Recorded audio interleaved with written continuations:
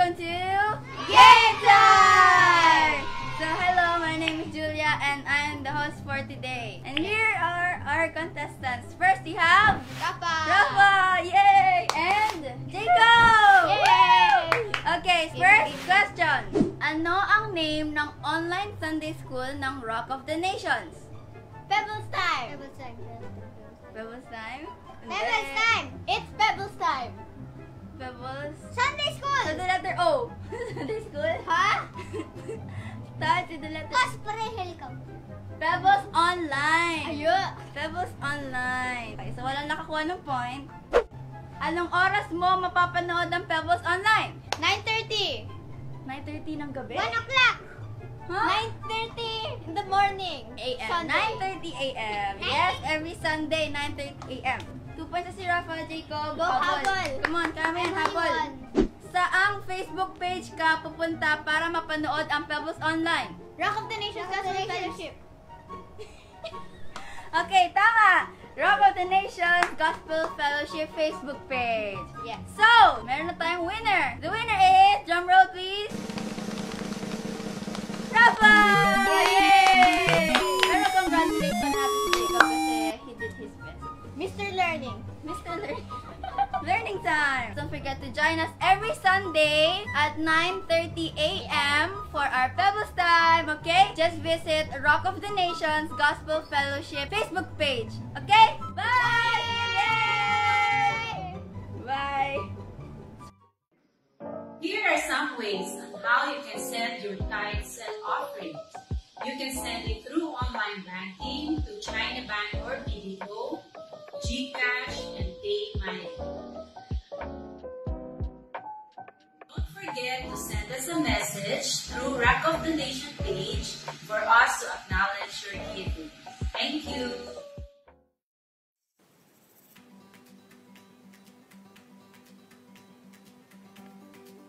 Basain ang kamay. Siguraduhing sapat ang sabon para sa buong kamay. Kiskisin ng sabon ang inyong mga palad. Sunod naman ay ang pagitan ng inyong mga daliri. Ipataw ang kanang kamay sa kaliwa at kuskusin. Gawin din sa kabila.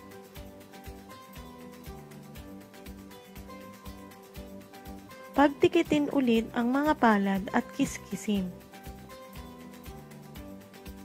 Pagtapos naman ay ang likod ng mga daliri sa magkabilang kamay.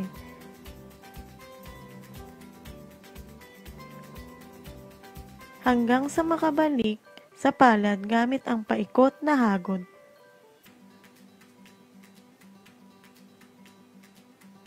Kuskusin ang pagitan ng hinlalaki. Gawin din sa kabila. Huwag ding kalimutang sabunin ang ating wrist o pulsuhan.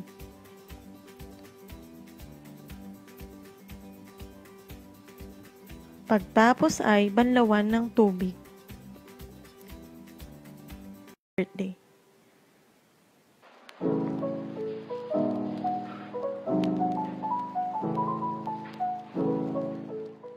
How to properly wear a mask. Una, maghugas tayo ng kamay. And after nun, natin maghugas ng kamay, tuyuin ito. Then, kunin natin yung face mask. Make sure na yung blue part nasa labas. Then, lagay natin sa tenga. Then, dapat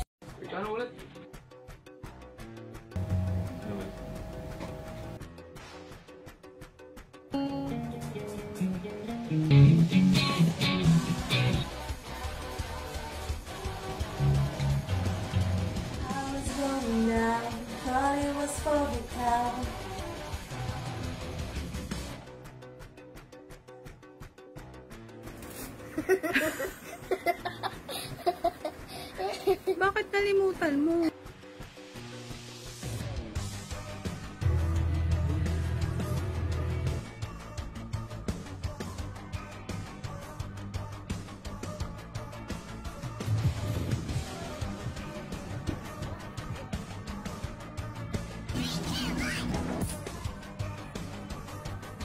Diyan nagtatapos ang story natin ngayon. mga kapatid, grabe, ang galing-galing. Kahit You rise at dawn and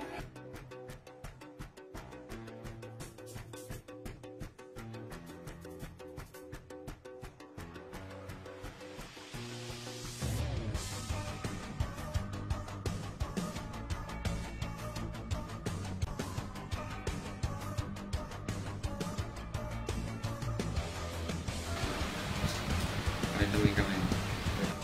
Lord, Hello! Ayan, Margie Will and family. Ayan. Yeah, Paraiso family. Siyempre, mga friends mo doon. you Lord are all that.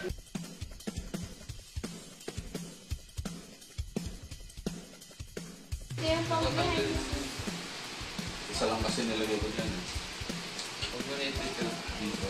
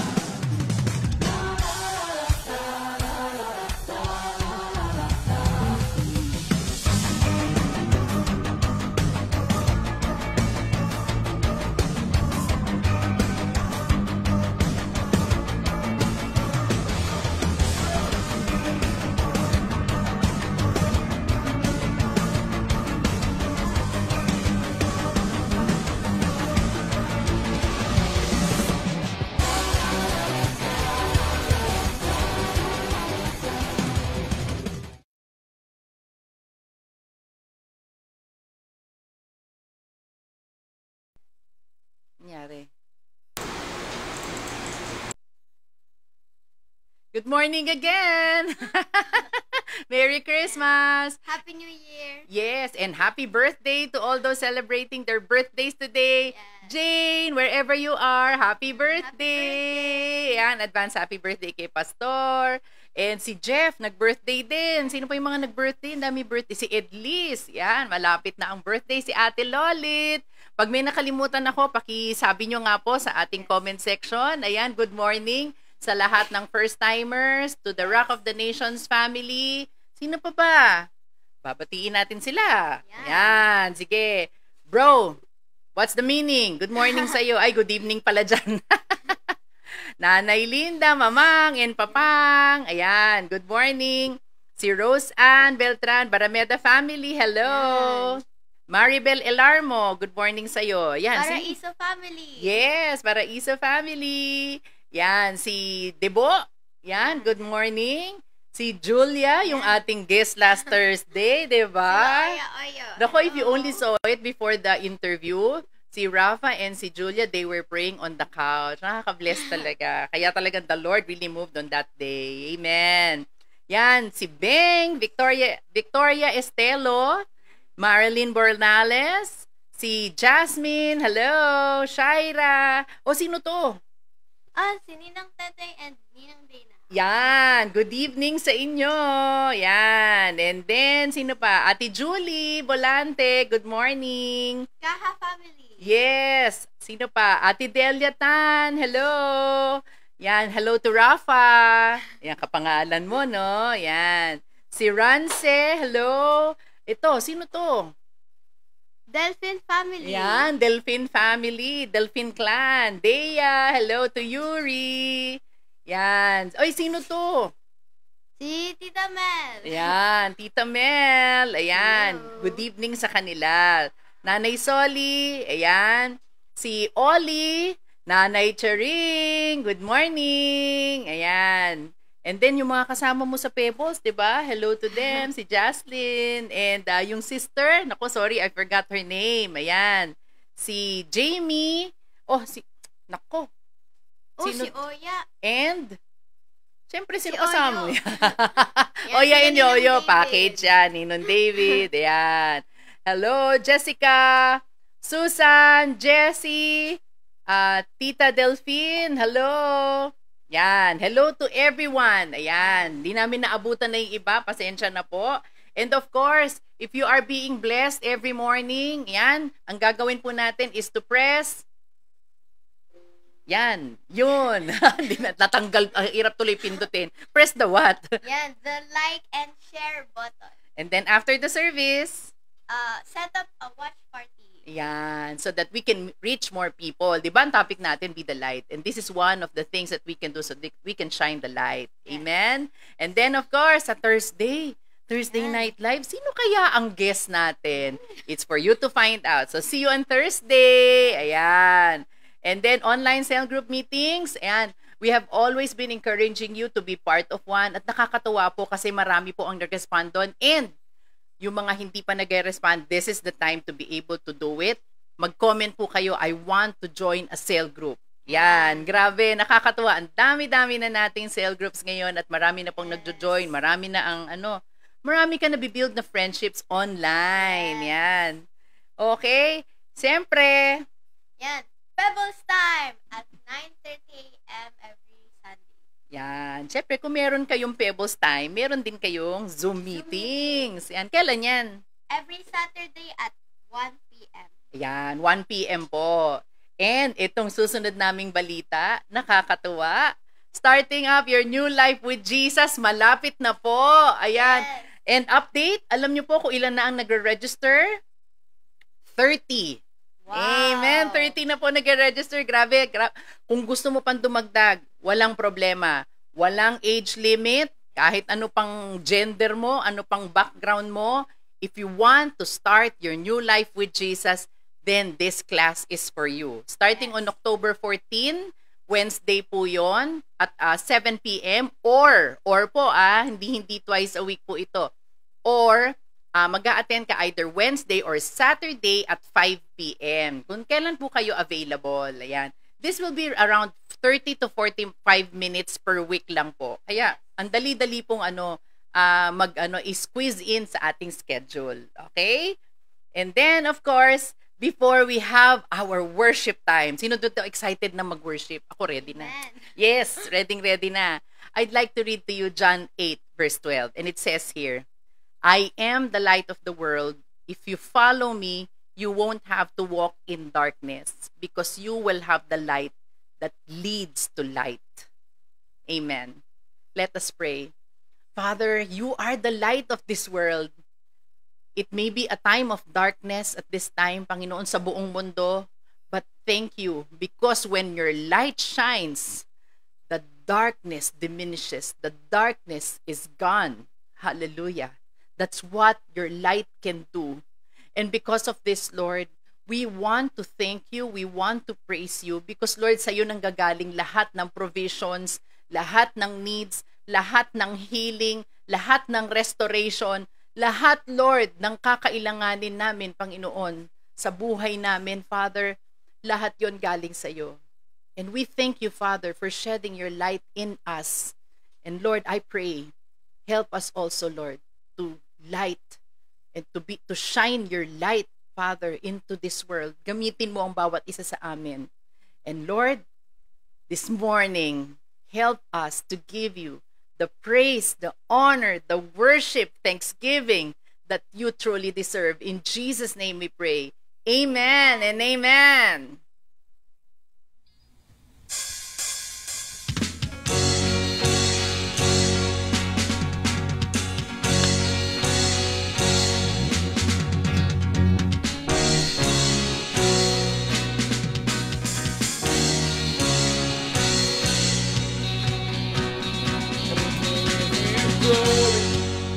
For all you brought me through, and now I'm ready for whatever you want to do.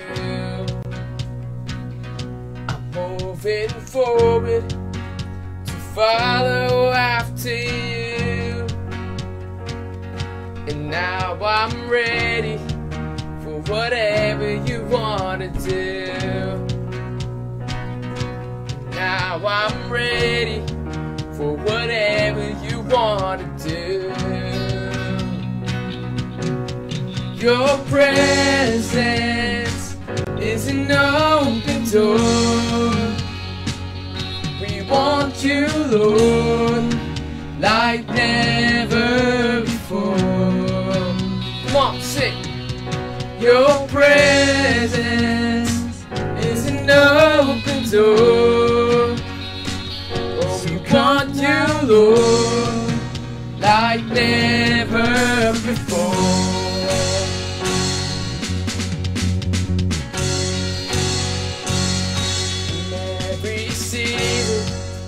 Your grace has been enough, and I'm believing the best is yet to come. The cross before me, my hope on things above, and in you, Jesus, the best is yet to come. Your presence is an open door.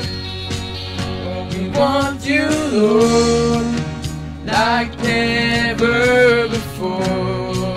Yes, Lord, your presence is an open door. So we want you, Lord, like never before. Come on.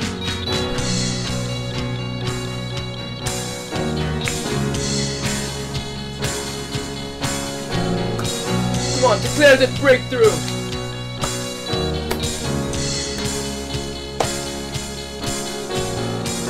'Cause I know breakthrough's coming. By faith, I see a miracle. It's my God made me a promise and it won't stop now. 'Cause I know breakthrough's coming. By faith, I see a miracle. 'Cause my God made me a promise and it won't stop now. 'Cause I know breakthrough is coming. By faith, I see a miracle. 'Cause my God made me a promise and it won't stop now. 'Cause I know breakthrough is coming. By faith, I see a miracle.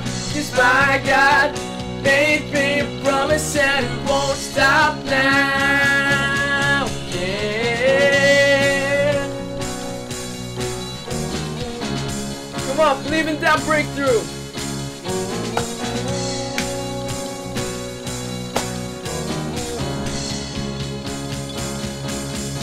Yeah.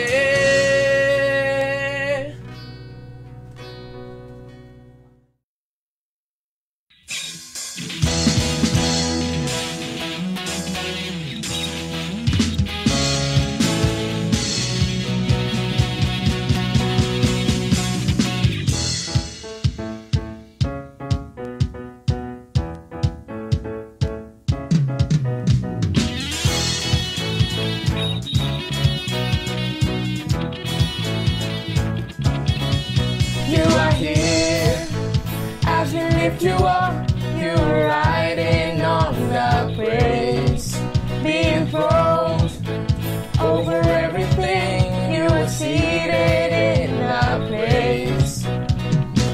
This is prophetic, I can feel it in the air. We lift our praise and you change the atmosphere. With hearts open now, everybody sing it out. Turn it up, this sound of praise. Make it louder than any other. Lift him up and shout his name over all. Yeah. As we praise, yeah, I can feel the change. As your presence now invades. Hear the sound of the broken chains. Prison doors are giving way. This is prophetic, I can feel it in the air. We lift our praise and it change the atmosphere. With hearts open now, everybody sing it out. I am free.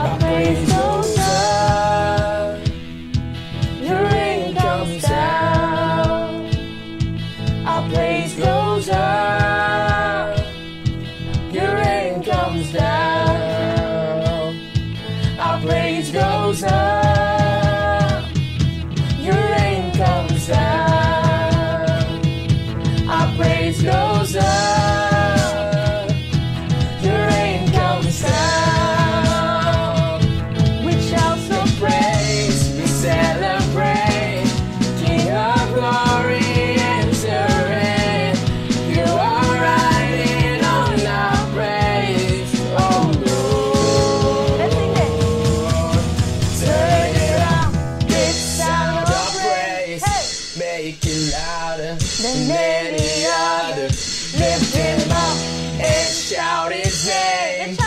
Over us. Turn it up, this sound of praise.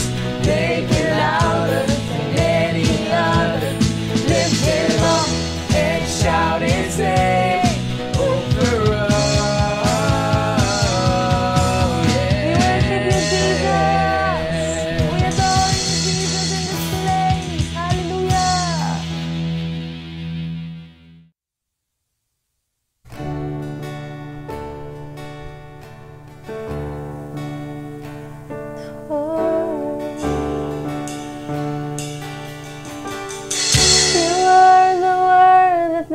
Beginning, one with God the Lord Most High.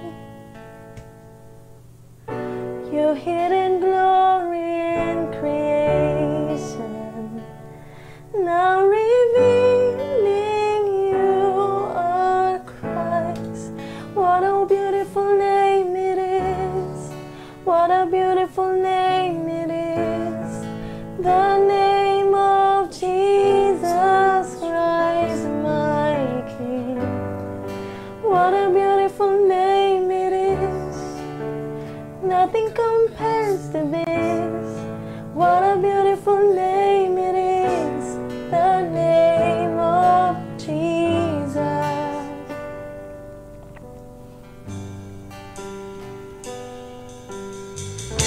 We didn't want heaven without us. So Jesus, you brought heaven down.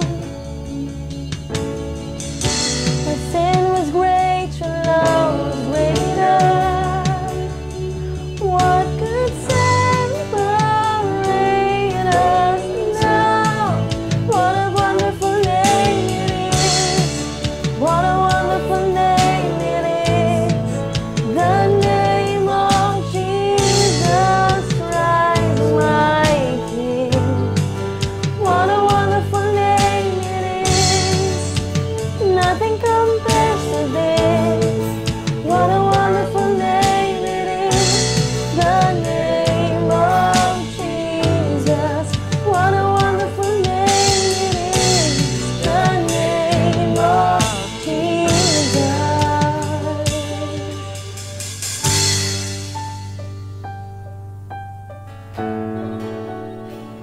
We declare the love of Jesus. Oh, oh, you're every song we sing, Jesus. You're every breath, Jesus. Oh,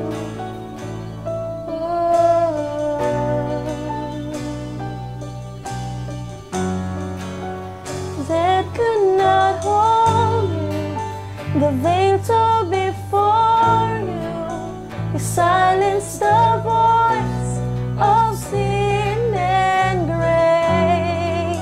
The heavens are roaring the praise of your glory, for you are raised to life again. You have no rival, you have no equal, now and forever, God, you reign. Yours is the kingdom, yours is the glory, yours is the name above all names. What a powerful name it is. What a powerful name it is. The name of Jesus Christ, my King. What a powerful name it is. Nothing can stand against. What a powerful name it is. The name of Jesus. You have no rival.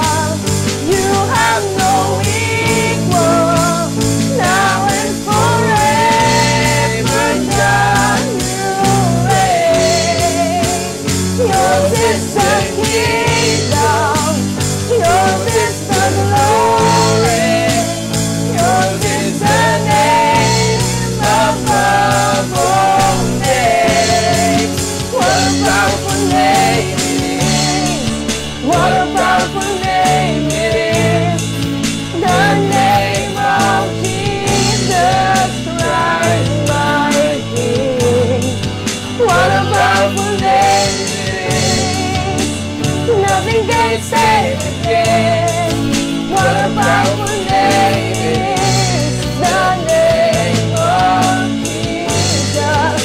What a powerful name it is, the name of Jesus. What a powerful name it is, the name of Jesus. Oh.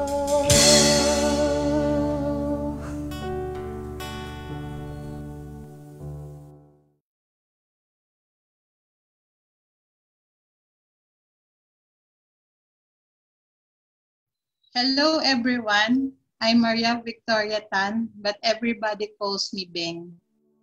I grew up in a Christian family because my grandparents and my parents were both Christian.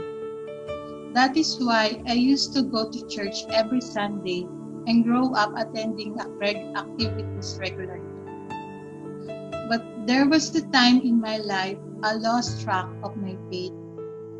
Unti-unti akong nawala sa mga dati kong ginagawa para kay Lord dahil na-focus ako sa love life. During this pandemic, nagkaroon ako ng bibigat na pagsubok sa buhay. Ako, pati ang boyfriend ko who became my live-in partner, got sick. Nagkaroon kami ng symptoms ng COVID-19. Mahirap kasi walang hospital na makapag-accommodate sa amin dahil sa dami ng pasyente. Fortunately, I survived that sickness. But my partner, he passed away due to brain aneurysm.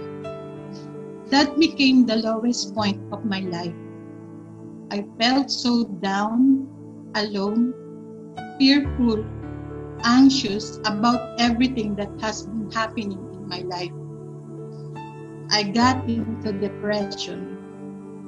Maraming bagay ang kinalungkot ko at kinatakutan ko. But you know what? God is faithful that He used people to bring me back on the right track again. Ate M invited me to join a cell group, which I glad I did. Then, one day, she asked me to join the Starting Up Your New Life with Jesus. Sabi niya, 10 sessions lang naman daw yun ng online class. Without a second thought, I agree right away because I realized I really wanted to have a fresh start with Jesus for the second time around to refresh my faith in Him. At alam nyo, ang dami-dami kong natutunan sa 10 sessions na yun.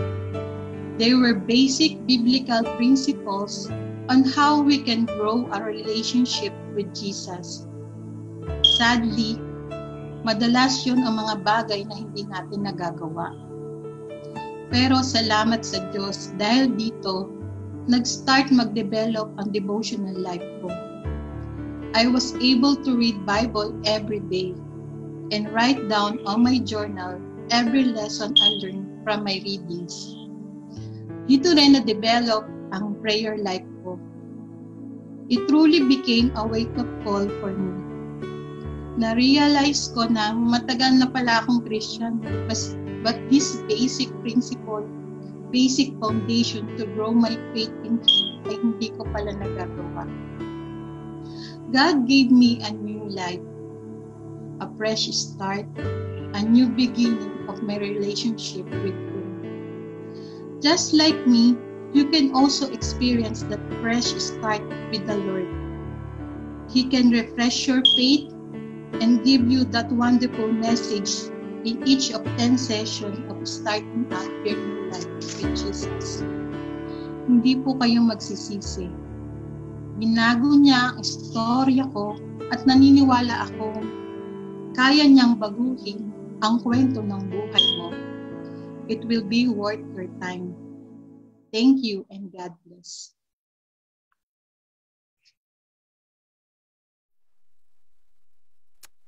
Amen. Amen. We thank the Lord for another changed life. Amen? Ayan. Alam nyo, napakasarap sa pakiramdam kapag alam mo na yung mga taong nakakasama mo, you're able to touch their lives and talagang nakikita mo yung transformation, nakikita mo yung mga changes sa kanila. And I know na kaya ring i-transform ng Lord yung buhay mo. Kaya niyang ayusin yan, kaya niyang baguhin yan. Ibigay mo lang sa Kanya. Please join me in prayer. Heavenly Father, as we come before your holy and wonderful presence, we submit ourselves to you, Lord God, and we allow you to change us, transform us, lead us. Ikaw ang manguna sa amin, Panginoon. In Jesus' name, amen and amen. Yeah, hey, good morning, everyone! Woohoo! Alright. Today, mga kapatid, aside from it's 2 days before my birthday, salamat sa mga maagang bumabati, ha? Nakikita ko sa comment section. Thank you so much, mga kapatid. Aside from that, today is World Communion Sunday.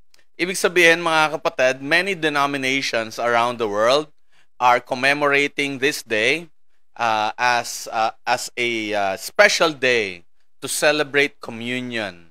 Yung we can come together as brothers and sisters on one table because our Lord is inviting all of us. Yes. All right. And for today, I would like to relate my message to that occasion. And we have entitled this message, A Meeting That Will Change Your Life. Yan.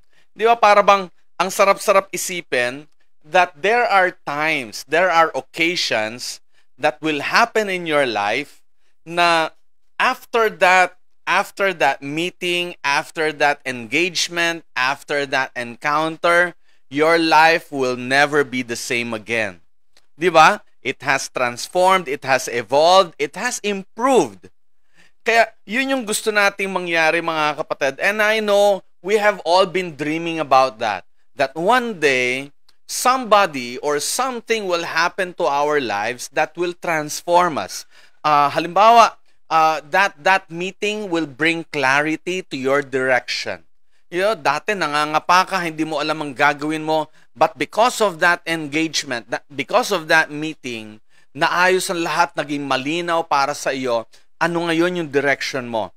O kaya, that life-changing meeting will lead you to a successful career. You do not know ano yung magiging course mo sa college, o kaya what job to take, but because you had this meeting with somebody else, your heart was enlightened and you know, ito yung dapat na career para sa iyo, and that became a successful direction para sa iyo. O kaya yung tipong, yung meeting na iyon, it led you to meet your life partner. Hello? Di ba? Ay, nako, ang sarap ng ganung meeting. Amen? Di ba? Yung bang nagkatingin lang kayo, tas nagkangitian, tapos nagkahiyaan pa, pero yung pala yung magiging life partner mo. Oh, di ba? Life-changing meeting. Kaya importante yun, mga kapatid. And of course, a life-changing meeting will not be life-changing if it will not draw you closer to the Lord. Okay? Kaya, iyon yung gusto natin pag-usapan ngayon, mga kapatid. That incident, that occasion, that time when your life will be transformed because you have met the Lord Jesus Christ. Now, everybody needs that meeting where everything in his life will be changed. Lahat naman tayo kailangan natin ng ganon. Na talagang in just one snap of a finger, your life will be transformed. I have read this. Sabing ganon, there will always be a reason why you meet people. Either you need them to change your life or you're the one that will change theirs. Something will happen once there's a meeting, once there's an encounter. Either your life will change or that person's life will change because of you. Kaya nga, we need that, mga kapatid. Kailangan natin yon. especially that encounter with our Lord. Ang sabi, Christianity isn't a do this and don't do that mentality. It is a when you come to know Jesus, all thoughts change. Kasi maraming mga tao, ang concept nila about Christianity is that it's a set of laws that you have to follow. Na para bang they feel restricted, they feel limited because of those rules. Pero you know what? It's not that. It's not just a set of rules that you have to follow. It's an encounter. It's coming to know Jesus. It's coming to have that relationship with Him. And ang sabi dito, all thoughts will change when you come to know Jesus. Kaya lang ito, I know, maraming mga tao ang nagsasabi that they already know Jesus. And I know many of us here would say the same thing. Na sinasabi mo sa sarili mo, I know Jesus already. Pero you know what? I would like to define that phrase, that term, knowing Jesus today. Gusto kong i-describe sa inyo what it truly means. Yung bang magkaroon ka ng meeting with Him? Kasi kahit na sino, marami akong kakilala, when asked if they have received Jesus as Lord and Savior, they would say yes. Hello. Diba? Para bang marami na kaagad magsasabi, yeah, I have opened my heart and accepted Jesus as my Lord and Savior. I have repented of my sin and I believe in Him. Kaya lang ito mga kapatid, I want to discuss with you a story found in the Bible. Of course, always in the Bible. We will not use any other book as our basis for all the messages except the Bible. Pero, there's this particular story na gusto kong ikwento sa inyo, gusto kong pag-usapan natin. And within those words that we will find in the story, makikita natin doon yung how these people were before they met Jesus along the road, and then what happened to them after that. Okay? And I hope as we talk about this story, makita rin natin yung sarili natin na being transformed. As in, really transformed. Okay? And we're going to use this story found in Luke chapter 24, verses 13 to 34. From my Bible, the New Living Translation, it is entitled The Walk to Emmaus. Okay? So yun. Probably many of you know that story already. That story happened days after Jesus was put on the cross. It actually happened on the third day. So it's a Sunday, just like today. The Sunday for them is the start of the week. Not the end of the week, but the start of the week. Kaya ako mismo, I look at Sunday as the start of my week. And I want to start my week with the Lord. I want to start my week communing with Him, having fellowship with Him, and it's a good start. And I want you to have that good start as well. So look at Sunday not as a weekend, but as a week start. Okay? Simula, beginning of the week. So, it happened on that day, Sunday, sometime later that day. Kasi nung morning, they already received news that Jesus is no longer in His tomb, as reported by some women and then later on by some of the disciples, the men. So parang this news went around already, especially among the followers of Jesus. Kaya lang later that day, meron dalawang disciples ni Jesus na who decided to go home to Emmaus. So they traveled to Emmaus by foot, by walking. So it's just a short distance away, 7 miles away, approximately, or 11 kilometers away. Ganun lang kaigsi. So naglakad sila pauwi. And then as they were talking, as they were discussing about the things that happened this past few days, along came Jesus. Biglang dumating si Jesus, inovertaken sila, and asked them, ano bang pinag-uusapan nyo, mga brad? Pagkatapos, ano ba yung pinag-uusapan ninyo, ang nagtaka yung dalawa, taga saan ka ba? Bakit hindi mo yata alam kung ano yung mga nangyari these past few days sa Jerusalem? And then they told Jesus, by the way, they did not know that it was Jesus. Hindi nila alam. They did not recognize him right away. Nung time na iyon, as they were walking, hindi nila alam si Jesus pala yung kausap nila. So they tried to explain to Jesus what those things were. Ano yung mga nag-transpire. So, usap-usap. Pagkatapos maya-maya, may sinabi si Jesus sa kanila. Na para bang, hindi nyo ba naiintindihan? Didn't you know? Kasi yung sinasabi ng dalawa, we could not understand why these things have to happen. Para bang sinasabi nila, we could not comprehend. We thought He's the Messiah. Referring to Jesus. So we thought He's the Messiah. Kaya alam bakit parang ganun yung nangyari. And then, ang sabi ni Jesus, don't you understand that these things have to happen? And then, along the way, Jesus explained to them what's in the scriptures, the prophecies about the Messiah, about what will happen to Him during His lifetime here on earth.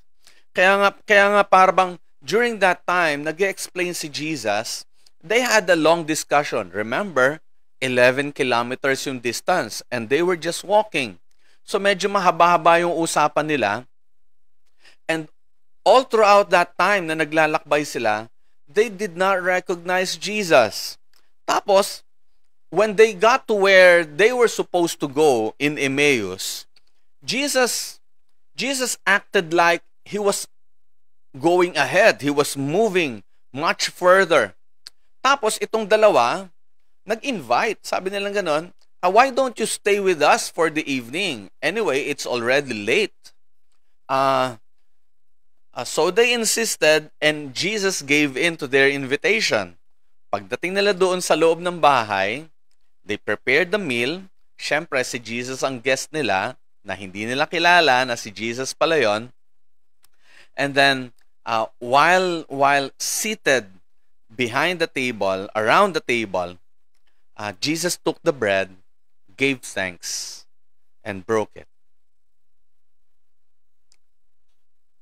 Tapos, eto na ngayon, suddenly, their eyes were opened. And when they just recognized Jesus, he could no longer be found. Bigla siyang nag-disappear. And they got so excited that within the next hour, they were able to get to where the other disciples were in Jerusalem, and told them about what happened. So, ito yung storya, mga kapatid. Ito yung nangyari sa kanila. Makikita natin dito, and I would like to relate this doon sa, the types of Christians that I know, na parabang these people would say, yeah, I know Jesus. Actually, they would say they know Jesus because of at least two things. Many people say they know Jesus because of affiliation.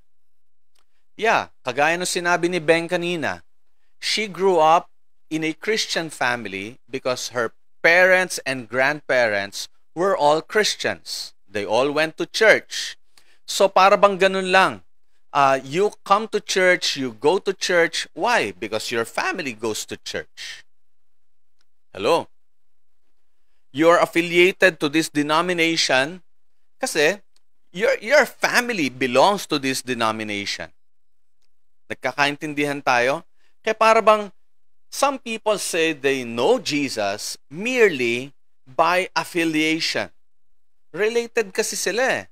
They have this family. They have these friends.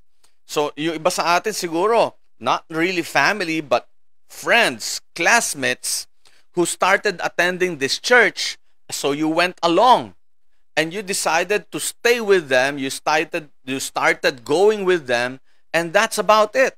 Now, don't get me wrong, mga kapatid.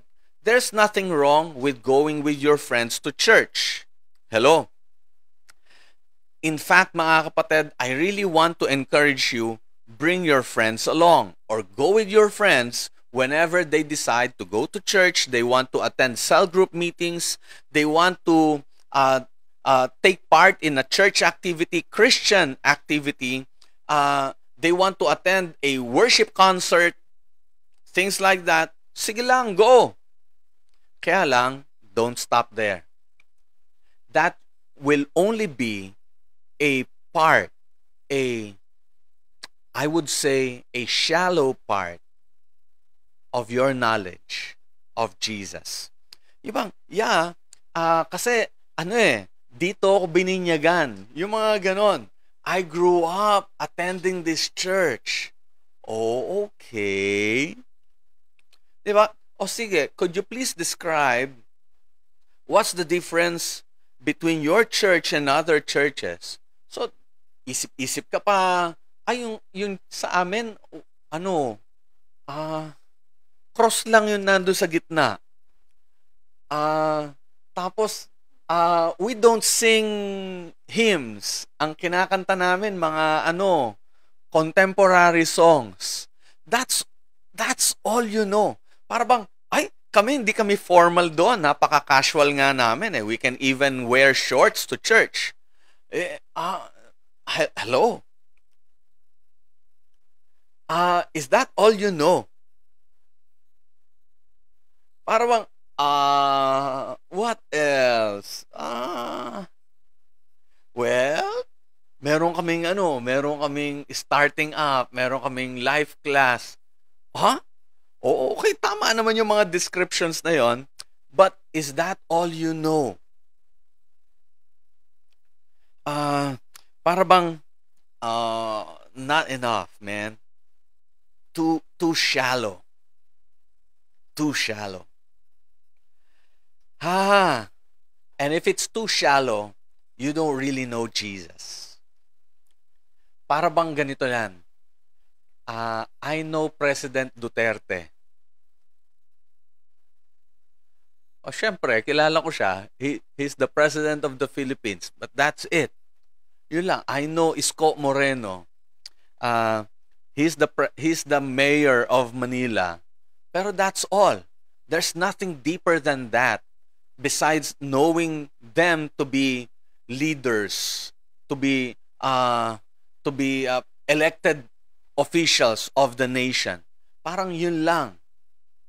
Nothing more than that. Nothing more personal than that. Ganun lang. Secondly, many people say they know Jesus because of information. Yeah, yung bang tipong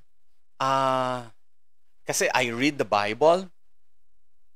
I've memorized verses. In fact, I can recite Psalm 23 without a copy. I know the books of the Bible, 66 in all. From Genesis to Revelation, I can recite them in order. Information. Ay, yung tipong ganun. I know where Jesus was born. I know where he grew up. I know where he died. I know how he died. Yung mga tipong ganun, information. Nakukuha nyo ako?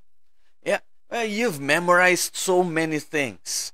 You have read so many things. but nothing more than that.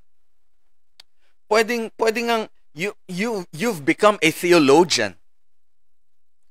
You've become well versed when it comes to doctrine.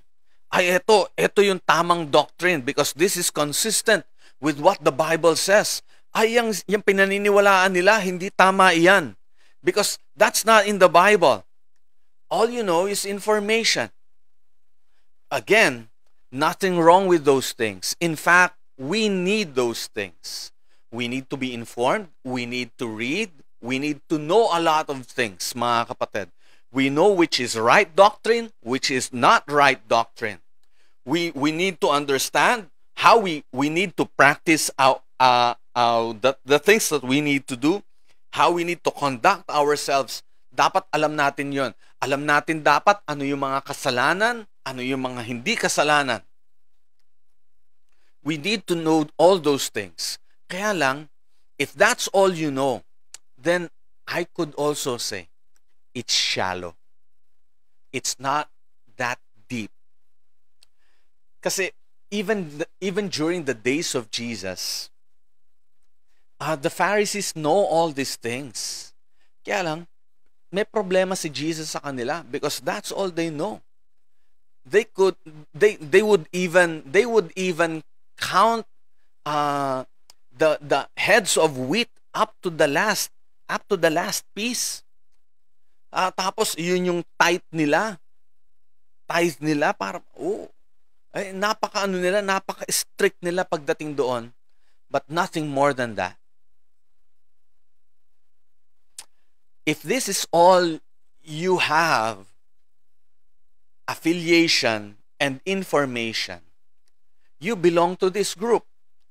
You might belong to this group. The many people who say they know Jesus lack transformation. Hello? They don't have transformation. Those people who say, I know Jesus because I'm affiliated, because I have information, I know Jesus. But if that's all you have, you will find yourself lacking in transformation. I mean, para bang, you grew up in this Christian church. You grew up attending Rock of the Nations, pero what happened to you?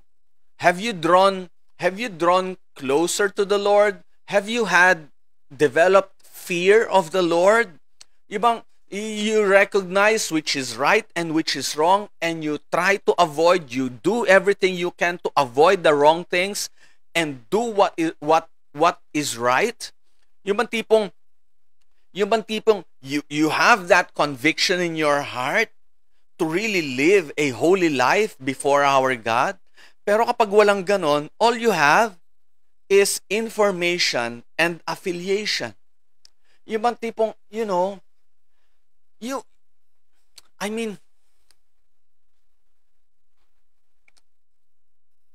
when all you do is merely sing along,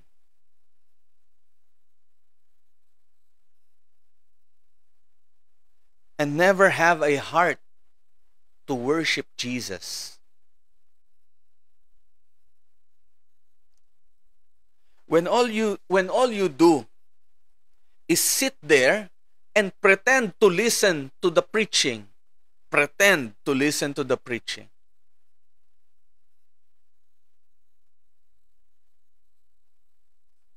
Uupo-upo ka, pero ang isip mo, ano kayang lunch namin mamaya? Nagugutom na ako, makababa nga muna sa 7-Eleven.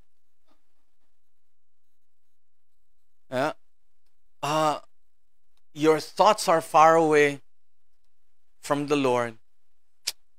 Sorry, kapatid. Mahirap. There's no transformation. Alam nyo, when you say you're active in church, in fact, you even have a ministry, pero pagbalik mo sa bahay, pag uwi mo sa bahay, you treat the people in your home the same way as you used to treat them when you were still an unbeliever. nothing has changed, may problema tayo doon. You still disrespect your parents, you still talk back, you still feel hatred and anger towards other people, nangungupit ka pa rin, kumukuha ka pa rin ng bond paper and ballpen sa office ninyo, inuuwi mo sa bahay kasi wala ng bond paper and ballpen yung anak mo. Hello? You attend church every Sunday, pero pagdating ng weekdays, kunwari, magre-reimburse ka sa trabaho, pero you're producing a receipt na hindi mo naman talaga ginastos, hindi mo naman talaga, para lang kumita ka ng mas malaki. O kaya, you've been attending church, pero, hindi ka nagbabayad ng tamang tax. Ang mga binibili mo pa rin, mga pirated software. Hello? Pirated movies. Nothing has changed. Hello? Timbangan mo sa tindahan, may daya. Pastor, kailangan ko lang talaga ng pera eh. Walang transformation. Yeah. You're still living in with somebody na hindi naman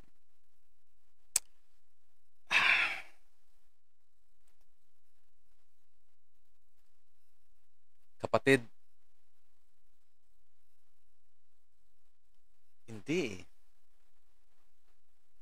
hindi pwedeng ganun eh.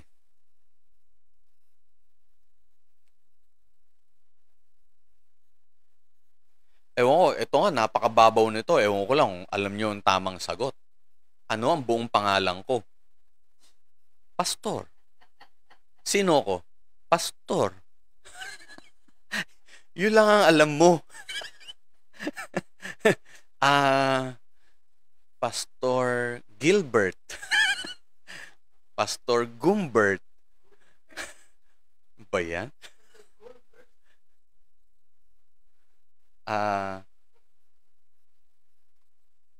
Ay nako. Pag yun hindi mo pa nalaman, napakababaw mo talaga. Wala ka talagang alam. Ay nako. Kaya yan. Ay.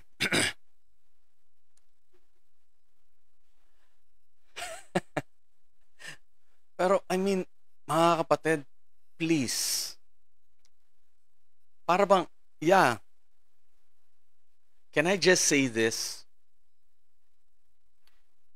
You're just wasting your time. Sayang.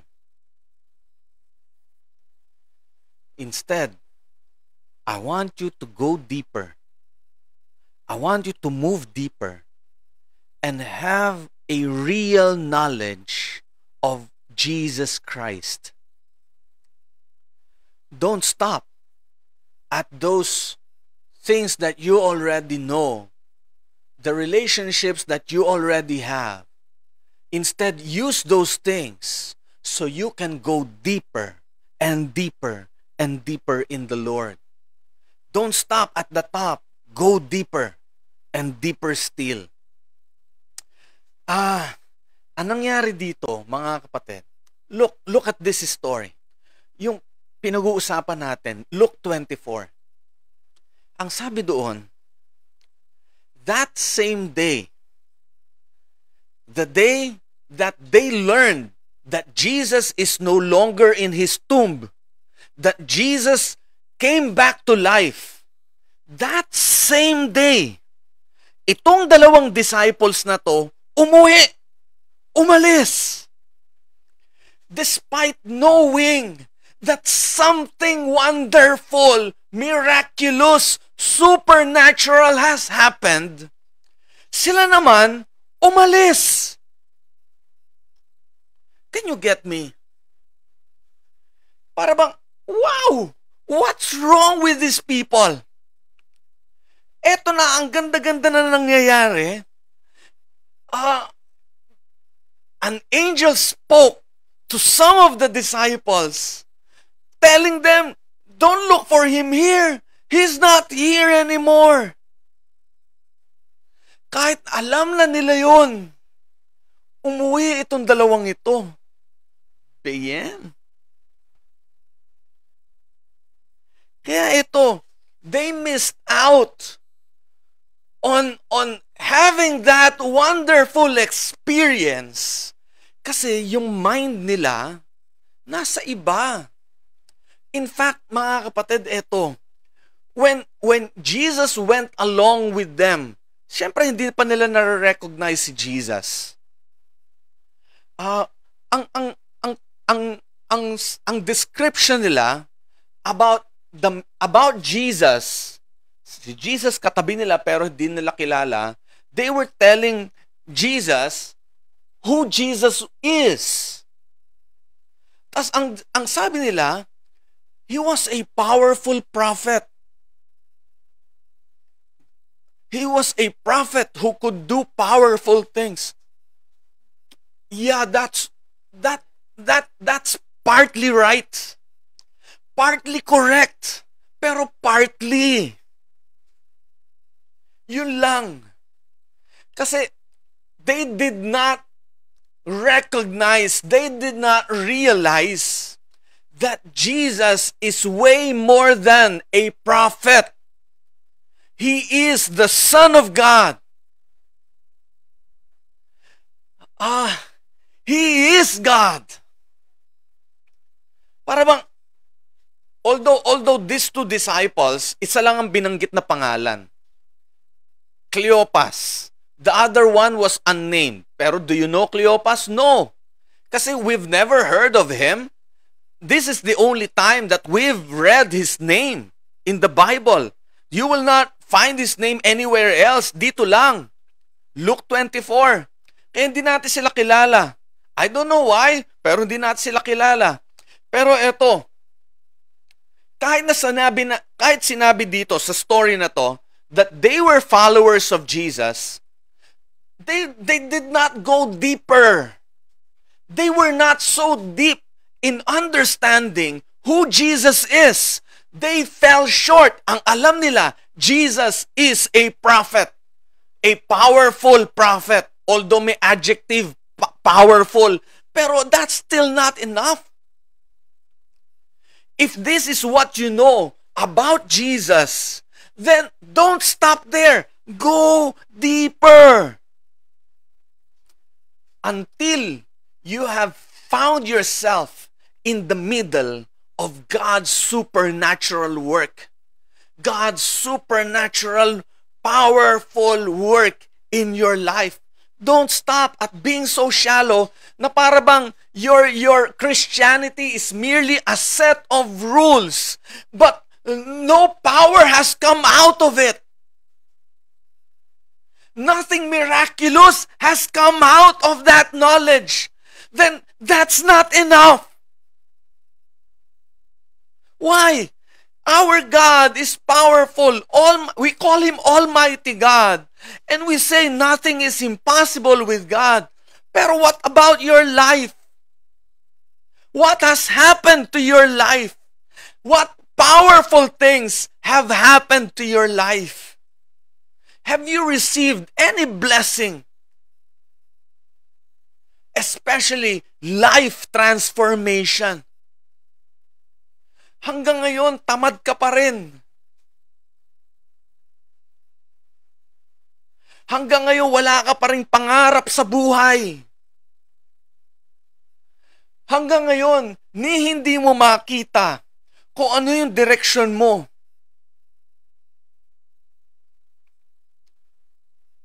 What's the use?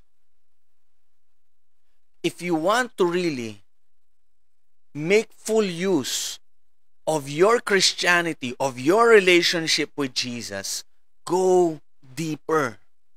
Really get to know Him. Meet Him, as in the person Himself, the real person, the glorious person of Jesus. Get to meet Him. Hindi kagaya nitong dalawang disciples. Alam na nga nila, may ginagawa ang Diyos dito, lumayo pa sila. Kaya don't do this. Do not move away from where God is moving. Don't move away. Instead, find that place, find that incident where God is moving and be part of it. Get nearer, as close as you can to where God is, and be in the middle of that miracle. Be in the middle of that God movement, of that Jesus movement. You know, para bang, yeah, there's a conference coming up, pero ayoko, busy ako eh. Ayoko, nakakatamad. Ayoko. You know, things are going to happen there, pero ayaw mong pumunta. Come on, man.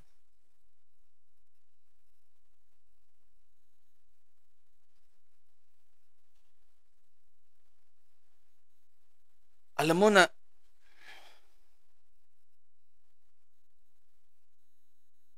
mo na kailangan mong malapit sa Panginoon. Draw near to Him. What the many people who say they know Jesus need is this. They need revelation. They need a fresh revelation about Jesus. You need a fresh revelation of Jesus. Para bang, look, man,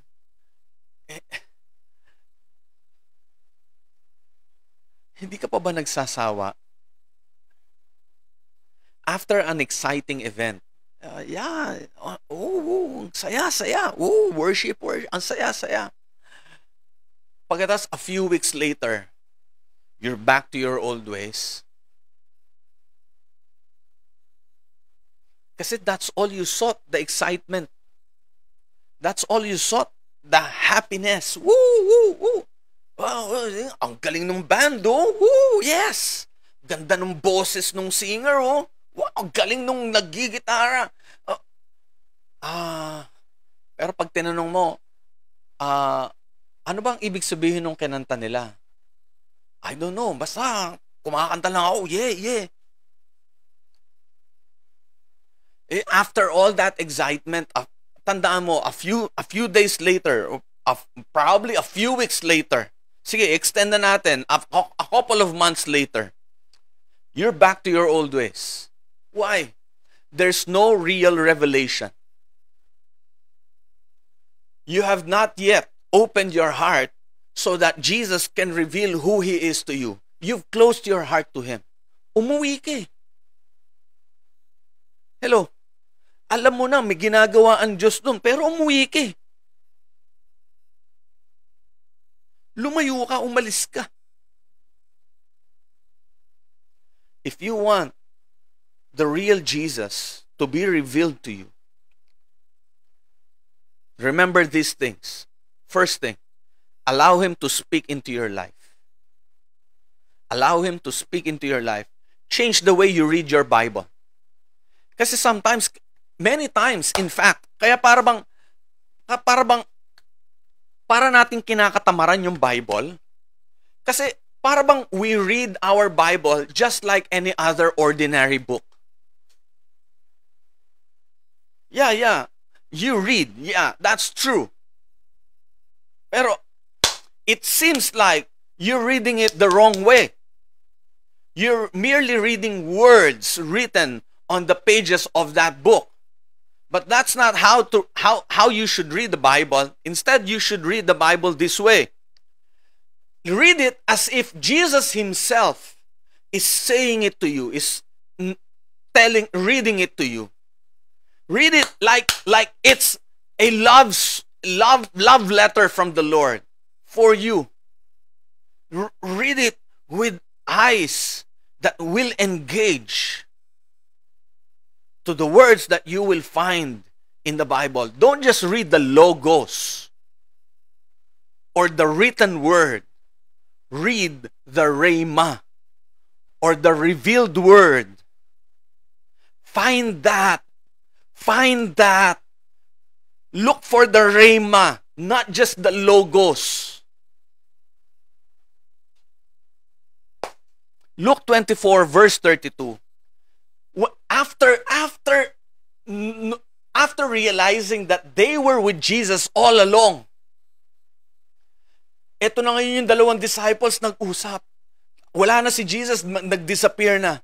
Nag-usap yung dalawa. Sabi nilang gano'n, verse 32, didn't our hearts burn within us as He talked with us on the road and explained the scriptures to us?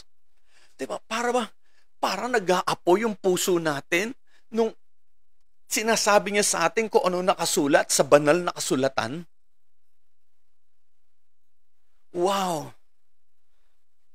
When you read your Bible, pray to the Lord that as you read, your heart will burn. Your heart will burn within you.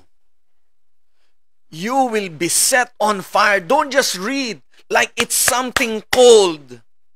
Read like it's something hot that will affect your life, and that fire will spread all throughout your body. Let Jesus speak into your life. Secondly, how to receive a revelation of Jesus. Allow Him to move into your life. Allow Him to move.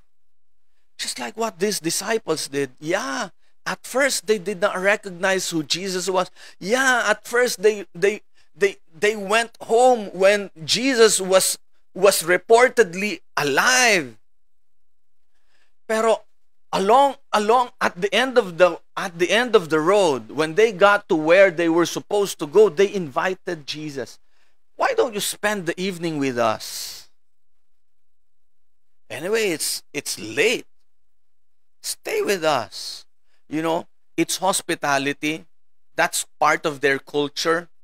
They're supposed to invite strangers in their homes, especially when it's already getting late. That's kindness. And that kindness, that hospitality paid off. Yeah. They were able to recognize Jesus. And I tell you this, brothers and sisters, be hospitable to Jesus. Be kind to Him. Welcome Him. Welcome Him into your home. Welcome Him into your life. Lord, I allow you to come in. I allow you to just move around in my home, in my heart. Are you listening? You know, if your heart is a house, which part of the house will you let Jesus in? Up to where will you let Jesus in? Will you let Him in your living room or family room? Yeah, that's where we usually bring our guests. Would you let Him sit at the dining table? Yeah, because we want to eat. Will you let Him in your kitchen? Ayan na. Kasi not too many people would invite people into their kitchen. Only those they think are close to them will they allow these people to go into their kitchen. More so, raid their refrigerators. Di ba? Ano ba makakain dito? Kapag hindi ka kayo close, hindi mo papayag, oy, sino ka ba? Bakit mo binubuksan rep namin? Pero kapag close kayo, sige, bahala ka na yan, kumuha ka ng gusto mo. Di ba? Will you let Jesus do that? Will you let Jesus inside your bedroom where you do those private things? where you keep your secrets. Hello? Will you let Jesus use your most private place? Allow Him to move into your life. This is my last point. Allow Him to feed your life. How to receive Jesus? How to have a fresh revelation of Jesus? Allow Him to feed your life. Later on, we're going to do what Jesus did. We're going to break bread. We will have our communion. Yun yung ginawa ni Jesus eh. Right before the eyes of the disciples were open. Allow Him to feed you. Allow Him to nourish you. Allow Him to strengthen you. Let Him in. Just allow Him. You may not see Him, but you can feel Him. You may not hear Him audibly, but you can sense Him right here. Allow Him. Verse 30 says, as they sat down to eat, He took the bread and blessed it. Then He broke it and gave it to them. Suddenly, their eyes were opened and they recognized Him. Kapatid, it is my prayer that you will move into that very important meeting to be with Jesus. Have that meeting, have that encounter with Jesus. And I tell you, your life will never be the same again. He will transform you. He will change you, make you a whole lot better. Father God, I pray that you will bring us closer to you. Jesus, draw us closer. Hallelujah. Kapatid, if you are that person who wants to allow Jesus to move into your life, to speak into your life, and to feed your life, just tell Him, Jesus, I allow you. Come on. Come on. Just say it with all your heart. With all your heart. Come on. Say it to the Lord. Jesus, I allow you. I allow you to speak into my life. I allow you to move into my life. And I allow you to feed my life. I don't want to merely have affiliation and information. Instead, I want revelation so I can have transformation. Come, Lord. Come, Lord. Come, Lord.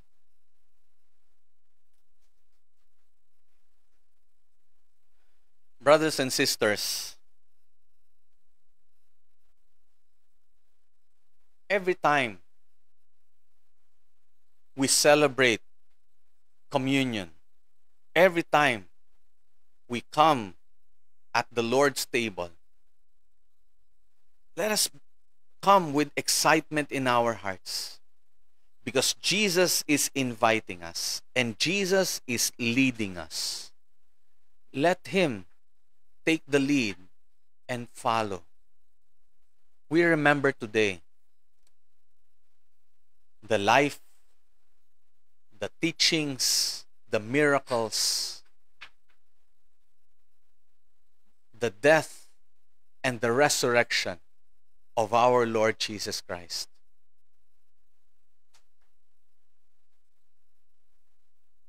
I hope you have prepared your bread and your juice for this time.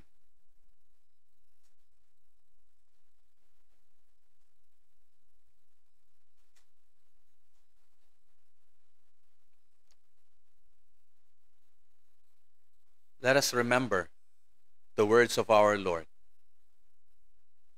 On the night that he was betrayed,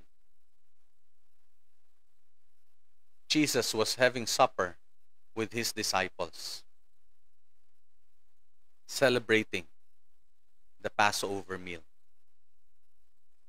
As they were having supper, Jesus took the bread.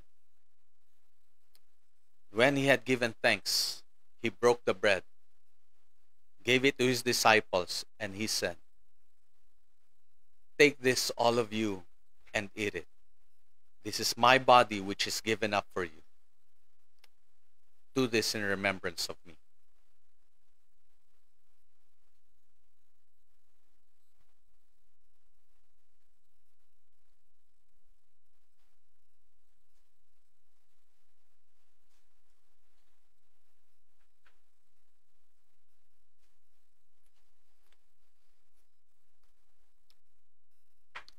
And when supper was ended, Jesus took the cup. When he had given thanks, he gave the cup to his disciples, saying, "Take this, all of you, and drink from it. This is the cup of the new covenant, the blood that washes all your sin.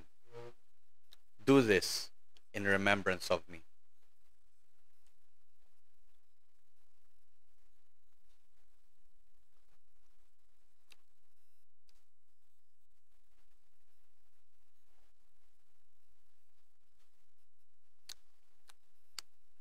Lord God, we pray that as we open our hearts to you, more of you will be revealed to us. And we will have a more intimate, a more passionate relationship with you. In Jesus' name, amen.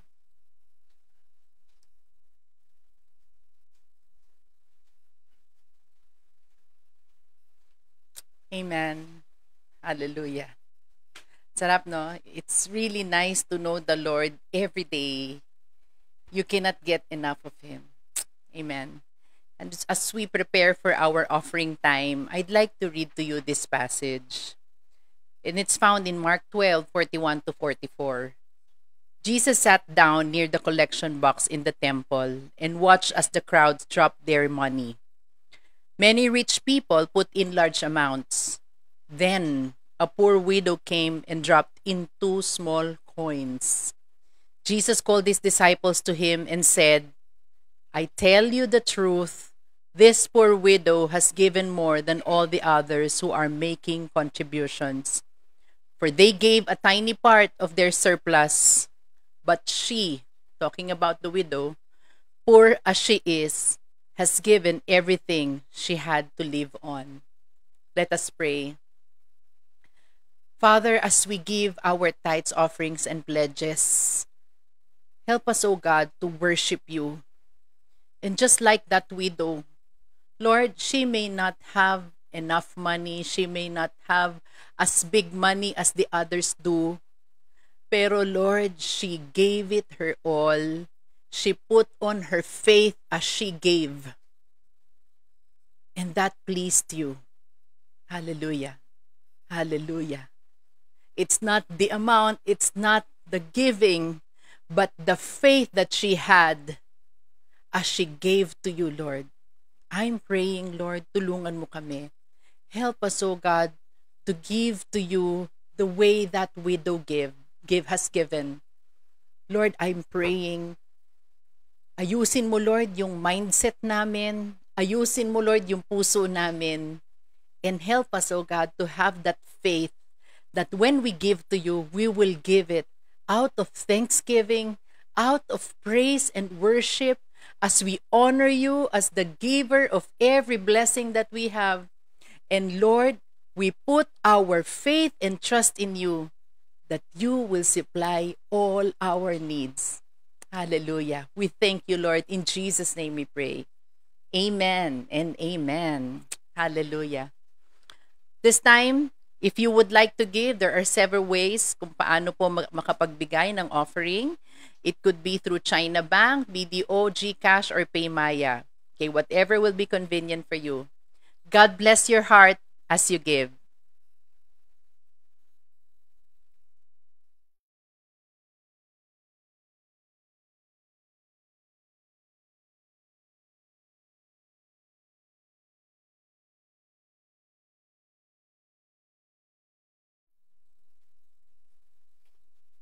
Yeah.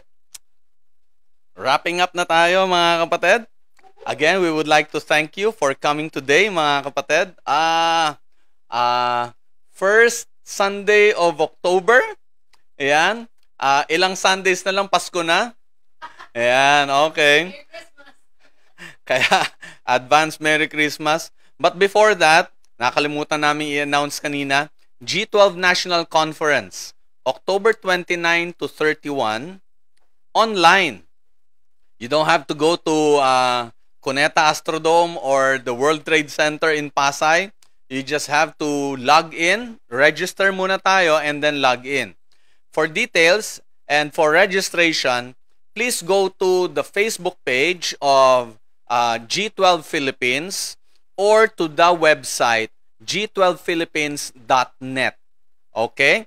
Meron pong registration fee, minimal lang, 50 pesos, but you can attend all the sessions already. The link will be given to you on the day itself of the conference. So, October 29 will be the start. That will be from 3 p.m. to 10 p.m. But of course, there will be breaks in between. So, 29, 30, and 31. Pare-pareho po ng oras, 3 p.m. to 10 p.m. I hope you will be able to join us, mga kapatid. Pastor Cesar Castellanos will be speaking there, as well as our National Director, National Coordinator, Bishop Oriel Baliano, and many other powerful and anointed speakers, mga kapatid. So, I hope to see you there. Yan. So, we will end here. See you again on Thursday. Mag-ingat po tayong lahat. Please join me in prayer. Heavenly Father, thank you so much, Lord, that we were able to gather today. Thank you. Although we can just come virtually, pero Lord, I believe in my heart we had a wonderful time. We had a blessed time, Lord God. And as we have been blessed, continue to pour out your Spirit on us, Lord God, so that more and more of you will be revealed in our lives. Lord, please don't stop until you have made a breakthrough in everyone's heart. Don't stop from speaking to us, from moving into our lives, from feeding us, until we have really received a revelation of who you are, until we have seen you, Lord God, in our hearts. And Father God, we pray that you will also guide us and lead us. Allow us, Lord God, to move according to your leading. Bless us all throughout this week, Lord God, and we will give you all glory and honor and praise. In Jesus' name, amen and amen. God bless everyone. Take care. God bless everyone. But before we end, let's greet Pastor Julbert a happy birthday! Let's sing together. Happy birthday to you. Pasa kayo. Birthday to dito. Happy birthday, happy birthday, happy birthday to you. Yay! Wow! Happy birthday, Pastor Julbert, from your RN family. Yay! Thank you, guys. Hihipang ko ba? Di ba, droplets Baka magka-droplets. Ganun lang. Tapat na lang natin sa electric fan. Yun, ayan. It's safe to eat now. Yay! Ayan, salamat. Walang droplets. Yay! And there's more. Thank you. There's more. Let's watch this.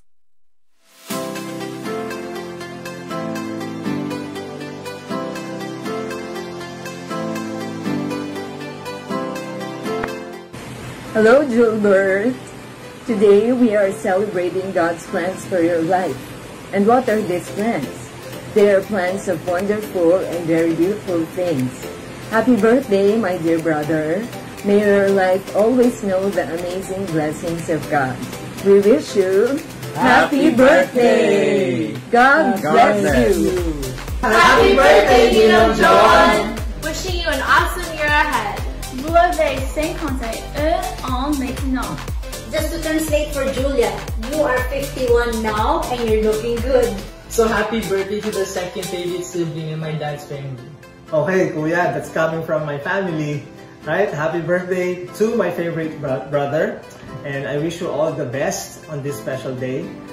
Thank you for being inspiration to me and to my family, and to all of us in the family. And I remember that when we were younger, you always helped me get out of trouble, and thank you for that. And happy birthday again. Remember that men just get better with age. Okay? We love you, and God bless you always. Happy birthday! We love you! Love you! Bye! Happy birthday, John! Another year, bigger number, bigger blessings, good health, and a lot of love around you. We're very happy that your church is growing. So is everybody else. We thank God for your life. We pray that you keep pushing on your calling in your life, and we're happy to be a part of your church. Thank you so much for week after week, the messages that you send us. We are really truly blessed. We hope you have a good one, John. Happy birthday. Happy birthday. Wow, 51. Hope you're having a blast. Such a milestone. Cheers.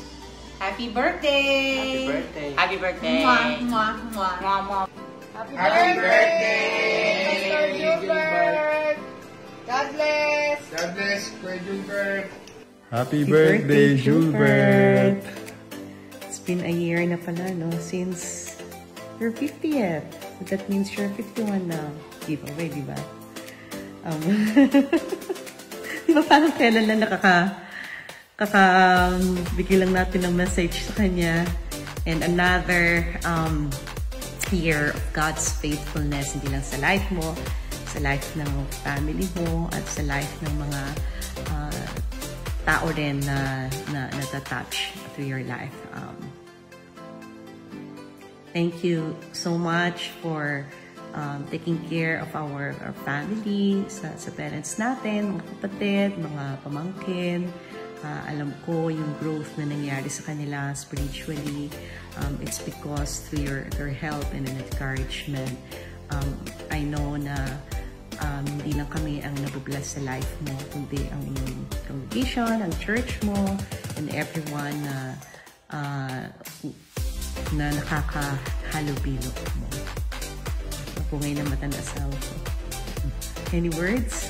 Happy birthday, Gilbert! Happy birthday, Gilbert!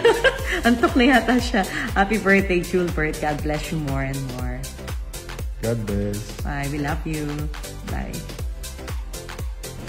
Happy 60th birthday, Pastor Gilbert! Enjoy your retirement! 60 na ba siya? Happy birthday, Pastor Gilbert! God bless You! always And forever! We love you, Pastor! Happy birthday, Pastor! God bless you! Saranghe! Happy birthday, Pastor Gilbert!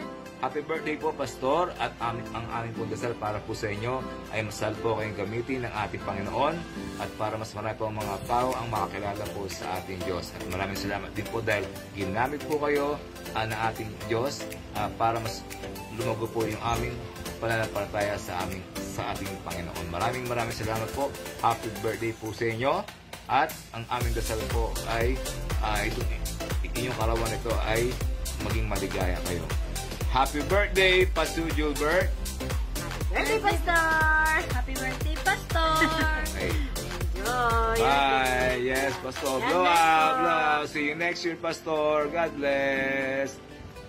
Happy birthday, Pastor Pogi! Happy birthday, Pastor! Ang pinaka-poging Pastor daw. Happy birthday, Pastor Gilbert! God bless! Maraming salamat, Pastor. Miss ka na namin. See you soon. God bless. Bye-bye! Happy birthday, Pastor Gilbert! Love you! We love you!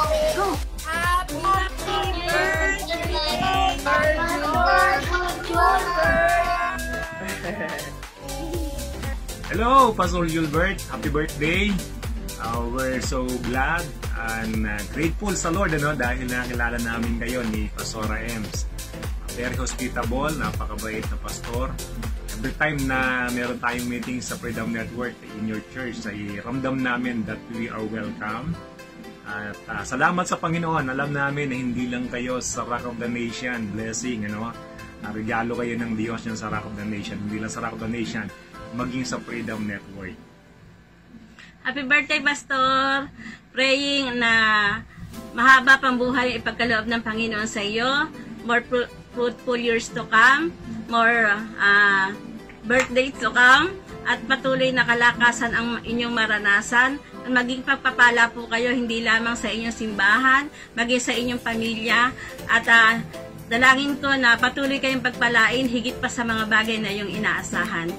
Happy birthday po, Pastor. Amen. So, gusto ko lang basahin, Pastor, itong Psalms 37 verse 4 to 6 from the ERB version. Very familiar yung verse na to, lalo na sa ganitong mga pagkakataon. Pero ito, ang ganda doon sa ERB version. Enjoy serving the Lord. I believe naman na enjoy mo yung serving the Lord, and He will give you whatever you ask. Ibibigay ng Diyos yung lahat ng hinihingi mo. Depend on the Lord, trust in Him, and He will help you. So, marami pa tayong gagawin sa Panginoon at kailangan natin ng tulong niya. He will make it clear as day that you are right.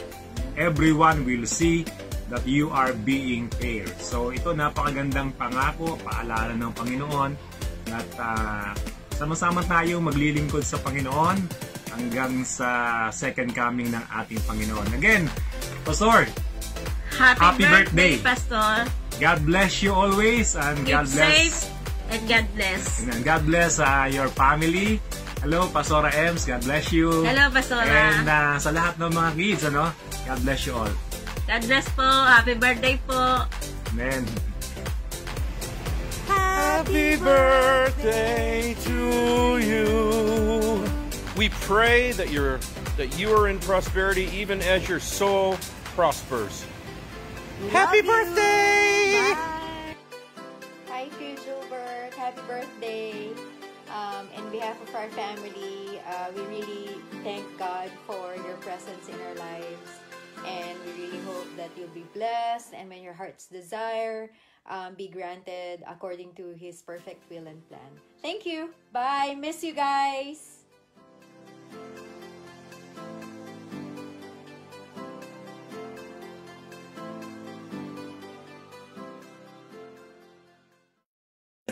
Pastor Gilbert.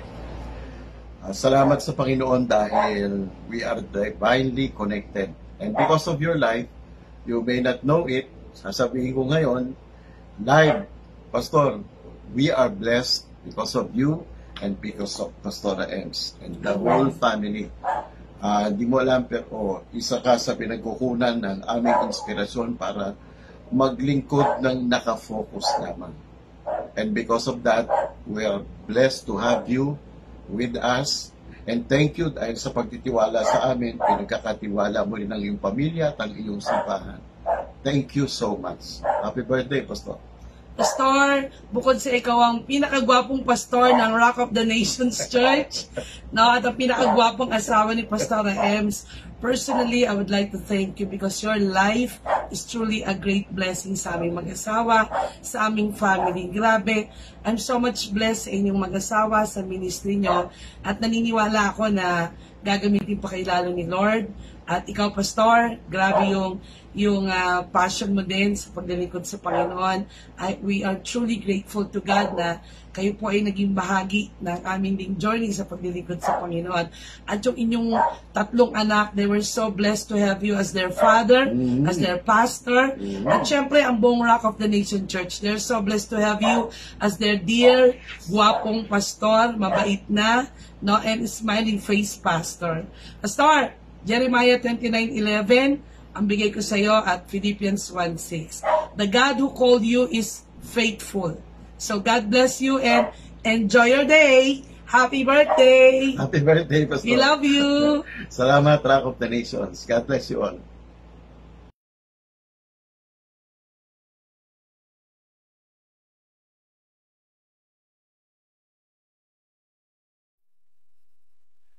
Thank you, everyone. Yay! Na-surprise talaga ako doon. God bless. Thank you so much. Mwah, mwah, mwah, mwah, mwah. Bye-bye.